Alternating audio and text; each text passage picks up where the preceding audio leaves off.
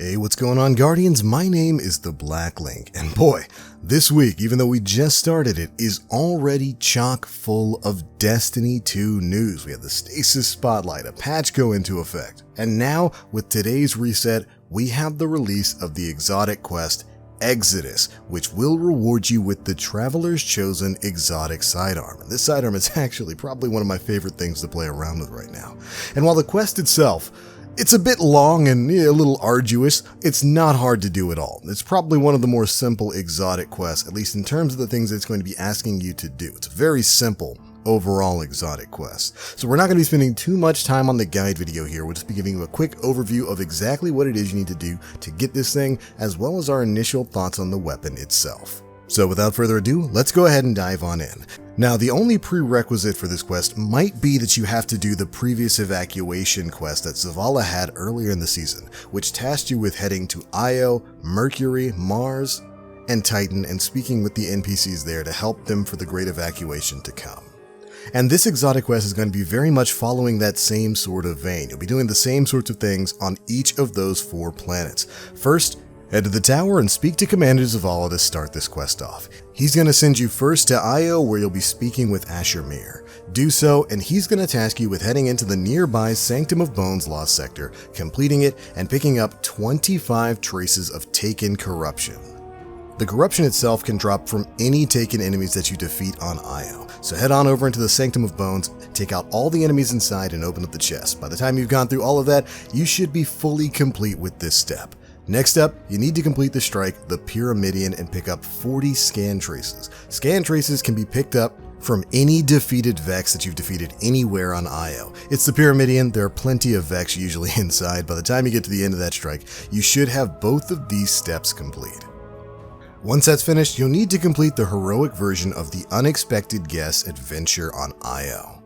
And this sort of thing is going to be something you're going to be repeating on some of the other planets that we'll be visiting in this quest. But you don't actually go to the normal adventure spot on the map. This is going to pop up with one of its own special blue icons like it would with any other major quest. So you'll actually be launching this directly from your director rather than heading to an adventure node on the map. Anyways, finish it up, head back to Mir, and you will have finished the Io portion of this quest. Next up is going to be SLOANE on Titan. Also worth noting here for the collectors out there, if you haven't gotten some of the strike exclusive loot from the 4 planets in this quest, again, Io, Titan, Mercury, and Mars, they're going to be given to you as rewards for completing parts of this quest.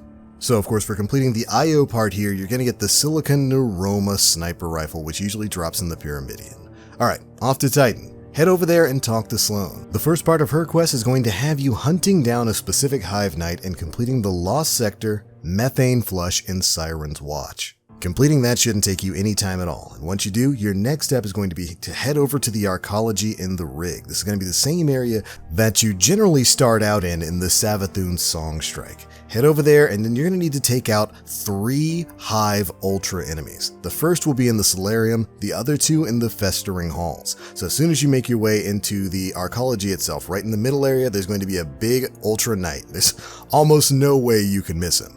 Take him down and then head over through the doors on the back right of the Solarium. Following that path will take you to the remaining 2 ogres. Take them both out and then the quest will update. Next up, you'll need to complete the strike Savathûn Song while also collecting 25 tech fragments which can drop from Hive Ogres, Wizards, and Knights. Hopefully you get a decent version of this strike with plenty of Hive enemies for you to get all of these done in just one single step. If you're like me and kind of unlucky and happen to get the Fallen version of Savathûn Song, you can pick up these tech fragments from any high-level Hive on Titan. So if you finish Savathûn Song Strike and you don't have enough tech fragments to complete this step, just head into a nearby Lost Sector and finish up the rest of what you need.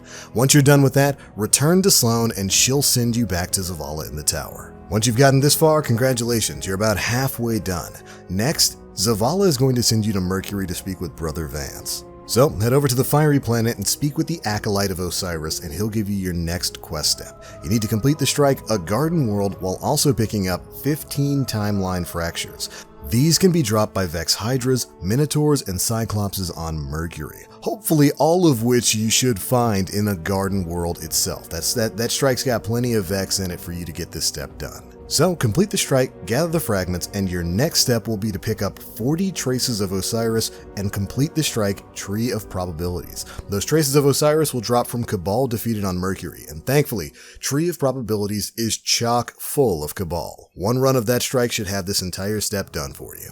So, hop to it, and upon completion, your next step will be to complete a heroic version of the Bug in the System Mercury adventure. Just like before, select the adventure from the Mercury world map, finish it up, and then your next step will be to head back to Brother Vance, who will then send you over to Mars to speak with Anna Bray. Speaking with Anna Bray will reveal that she's found at least a part of Rasputin's data somewhere within the Mind Lab. And so of course, it's your job to head over there and pick up our boy Rasputin. Head over into Clovis Bray and follow it all the way through until you get to the inner part of Rasputin's Mind Lab. When you get to this area, you'll see an icon pop up directly across from you. In order to get over there, there's a vent that you'll be able to jump over into, and then you'll just need to crouch and head inside, scan the terminal that's right in front of you, and you'll be done with this step. After this, it's time to gather 5 of Rasputin's frame pieces. And the only way to do this, of course, is to play Escalation Protocol and defeat 5 Escalation Protocol bosses. So, get to grinding. There's no real way around this part. Now, if you're not in a fire team, if you're playing this solo, you can kind of cheese Bungie's servers a little bit and bounce back and forth between the Bray Tech Futurescape and the Glacial Drift to see if you can catch other players who are already in the middle of an Escalation Protocol.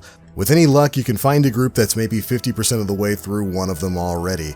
Get the kill on the boss and then either relog into that area or jump to the adjacent loading zone to see if you can catch another group in the middle of theirs. Also, pay attention to public events, since those generally allow you to kill Escalation Protocol bosses really quickly. Either way, take out 5 of these bosses and you'll move on to the next step. Finally, you'll need to complete the Deathly Tremors Heroic Adventure, and thankfully this adventure is really quick. Go ahead and select it off your map and get it started. For this you just need to take out some Hive, destroy a signal tower or 2, and blow up an ogre. This one's really fast. And once you're done with that, return to Anna Bray, who will finally send you back to the tower where you can triumphantly saunter right up to Commander ZAVALA, full of the pride and self-worth of knowing that you are okay with menial tasks, and he will reward you with the Traveler's Chosen Exotic Sidearm, the final exotic, at least that we know about, of the Season of Arrivals. Congratulations, Guardians, your ability to do busy work has resulted in yet another bit of loot. But thankfully, this time, the loot itself is actually rather interesting. Let's go ahead and take a look at it. The Traveler's Chosen is a 300 RPM sidearm with the intrinsic trait Gathering Light. Final blows with this weapon grant stacks of Gathering Light. You can hold the reload button for a long press, which will allow you to consume stacks, granting melee, grenade, and class ability energy based on the number of stacks you had, and it can contain up to 10 stacks. So essentially, with this weapon, for every kill you get with it, you get a stack of Gathering Light. Up to 10 stacks, and then if you want, you can hold the reload button in order to consume those stacks, which will give you back ability energy. And that the way that energy works per stack is basically a 1-to-1 ratio. 1 stack gives you 10% of your energy back, 2 stacks give you 20%, all the way up to 10 stacks, which gives you 100% full regeneration of your ability energy. And that, Guardians, is huge. At first, when you get this weapon, it might seem a little bit underwhelming. When you start to think about all the crazy combinations that you can tie into this with the ability regeneration rate on this thing, it's actually a pretty nutty and really fun weapon. But let's check out the rest of the perks on it. It's got a quick .SAS for greatly increased handling speed as well as slightly increased stability, armor-piercing rounds for slightly increased range, and its special exotic trait, Gift of the Traveler. Each stack of Gathering Light improves this weapon's reload, handling, and target acquisition. And with that, this gets kind of a similar ability to something like Talalok back in Destiny 1, which incentivized you to get your super and then hold on to it because it gave the weapon a super boost. With this, you can build those stacks up, and if you decide to hold on to them, this weapon gains increased target acquisition, so that's your aim assist. It gets better handling, which basically turns this thing into a laser beam, no recoil whatsoever, and really fast reload speed. But then when you need it, or when you fat finger the reload button, you can consume those stacks to instantly get your abilities back. It's a really interesting gameplay loop that I'm having a lot of fun testing around with right now. And I'll talk about some of those combinations that I've been playing around with in just a moment. Finally, it's also got a short action stock, which greatly increases the handling speed. There we go, this is the basic things you need to know about Traveler's Chosen. And like I said before, I'm actually really starting to dig with this thing. Like I said, it might seem a little bit underwhelming the first time you take it out, but once you start playing around with it and making builds surrounding it, it's nice to have a weapon that basically acts as a backup battery, a battery in your pocket for all of your class's abilities. And the fact that it's so easy to build up, you just need to get 10 kills with this thing, makes it even better. And some of the combinations you can pull off are pretty powerful. A lot of you Guardians will know right now I am loving sidearms. They're some of my favorite things to play with in PvE, and a lot of that has to do with some of the great sidearms we have right now. I think the 7th Seraph sidearm is one of my favorites. I love Devil's Ruin, and some of the mods that we have right now, like the Surprise Attack mod, are really powerful, and those work really well with the Traveler's Chosen. Like, of course, you guys know I'm primarily a Warlock guy, and I was just kind of running around testing things out with like Nezarec Sin and a Devour build and Oppressive Darkness, and it's really awesome to be able to melee kill an enemy, get that Devour proc so you know that I never die, toss a grenade at a high level enemy or a boss or something, get that Oppressive Darkness, push out my DPS, back off, heal real quick, and then consume my Gathered Light, immediately have another grenade and all of my abilities back so I can just toss another Oppressive Darkness grenade and keep that damage going.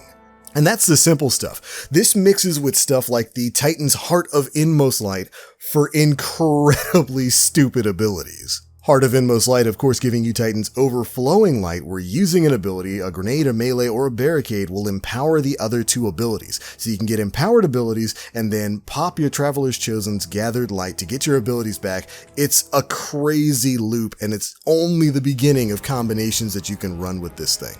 Right now, I am kind of building and working around my Hunter because, of course, I use a lot of the Surprise Attack seasonal mod, which, of course, doubles a sidearm's damage. And if you mix that in with Hunter stuff like the Mechaneer's Trick Sleeve, you can put out some ridiculous damage with sidearms.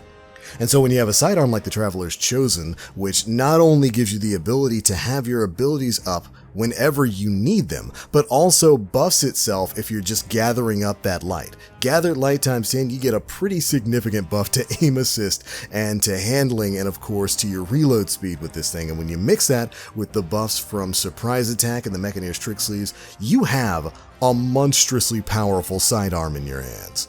And it's almost perfect. The one thing kind of holding that particular build back, of course, is the fact that the Traveler's Chosen can't generate its own orbs of light yet. It doesn't have a catalyst, you can't masterwork it yet. Who knows if that's going to be coming sometime soon or sometime in Beyond Light. But once it does, man, stacking up something like Supercharged, Stacks on Stacks, Surprise Attack, and something like Swift Charge, which gets you charged with light where for getting rapid sidearm or pulsar SMG kills, you've got a pretty strong build in your hand, and it's only the beginning when it comes to Traveler's Chosen. It's pretty darn good in PvP too. Well, I only had a chance to play around with it for about 3 games or so before I had to stop and go to work. You get 3 stacks of Gathering Light for a Guardian kill as opposed to 1 like you get for every enemy you kill in PvE. And that buff is pretty significant in PvP. Once you've gotten 1 kill with Traveler's Chosen, the buff you get to aim assist starts getting pretty ridiculous. It makes it really easy to stick on targets, especially if you're using a controller to play with this thing.